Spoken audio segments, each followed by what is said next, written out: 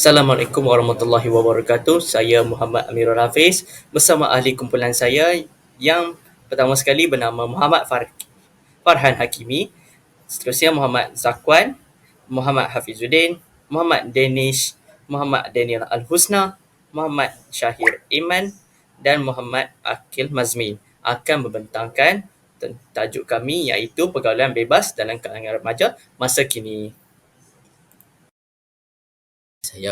Saya ingin memberitahu apa itu pergaulan bebas. Dari segi agama, pergaulan bebas dimaksudkan sebagai proses bergaul dengan orang lain tanpa melepasi atau melebihi batas pergaulan sesama sendiri. Pergaulan bebas juga adalah pergaulan yang tidak menjaga ikhtilat, sentiasa dikaitkan dengan generasi remaja waktu kini.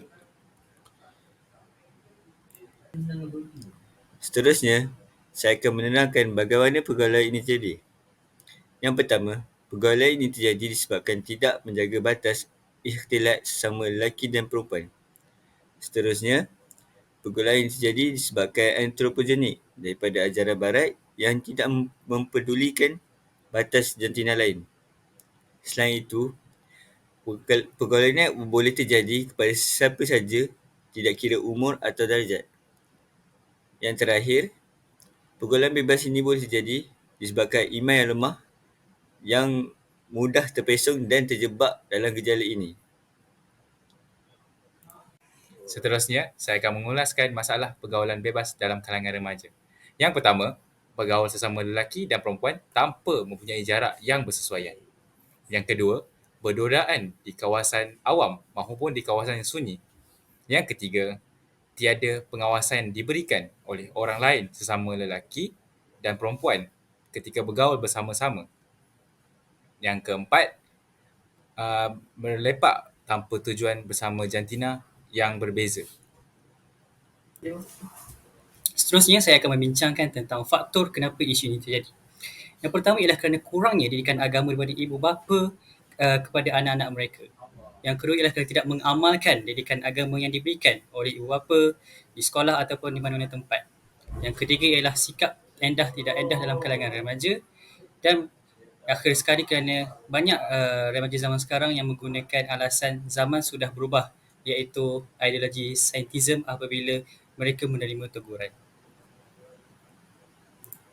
Seterusnya, kesan pergaulan bebas. Yang pertama, cenderung kepada perlakuan zina, iaitu mudah terikut dengan kata-kata manis dan orang lain jantina, iaitu topik perbualan yang tidak relevan dan membuang masa serta lucah. Selain itu juga mencalakan maruah. Ianya merosakkan imej sendiri dan imej ahli keluarga apabila terjadinya zina. Selain itu juga akan menyebabkan diri dipulaukan oleh masyarakat. Selain itu, dimurkai Allah Subhanahu Wa Taala. Allah Subhanahu Wa Taala akan melarang kita daripada mendekati zina di dalam surah yang telah dinyatakan di dalam surah Al-Isra ayat 32. Selain itu, ketidaktaatan kita akan membuatkan Allah murka dengan perbuatan kita.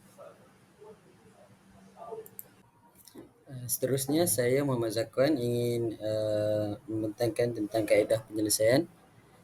Pertama, kita hendaklah digalakkan bergaul di tempat yang sunyi. Yang kedua, kita hendaklah menjaga percakapan semasa perbualan atau perbincangan serta tidak bersentuhan sesama yang bukan mahram. Yang ketiga, menjaga pandangan mata dan menutup aurat dengan sempurna.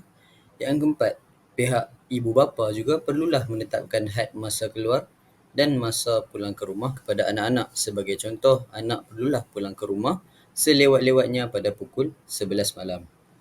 Kita hendaklah mewujudkan organisasi keagamaan seperti Badar, iaitu Badan Dakwah dan Rohani, untuk memerhati tindak tanduk para pelajar agar tidak melampaui batas pergaulan. Organisasi ini dapat diwujudkan di institusi-institusi sekolah. Akhir sekali, sekolah perlulah mengasingkan aktiviti pelajar kepada pelajar lelaki serta pelajar perempuan. Oleh itu, kita hendaklah mengikuti konsep insan dengan menjauhi tradisi barat, iaitu pergaulan bebas. Namun, kita hendaklah mendekati tradisi Islam dengan mematuhi perintah Allah serta menjauhi larangannya. Seterusnya, saya Muhammad Farhan Hakimi ingin menjelaskan strategi untuk menangani isu pergaulan bebas, iaitu melalui poster. Poster kami mempunyai warna terang dan vibrant untuk menarik perhatian. Target poster ini ialah golongan remaja dan belia kerana golongan tersebut merupakan aset kepada negara. Menurut pepatah Melayu, melentur buluh biarlah daripada rebungnya. Dan menurut konsep ihsan daripada pandangan Islam ialah sebagai hamba dan khalifah, iaitu patuh dan menjauhi segala larangan Allah Subhanahu Wa Taala dan beribadah hanya kepada Allah Subhanahu Wa Taala. Sekian, terima kasih daripada kumpulan 8.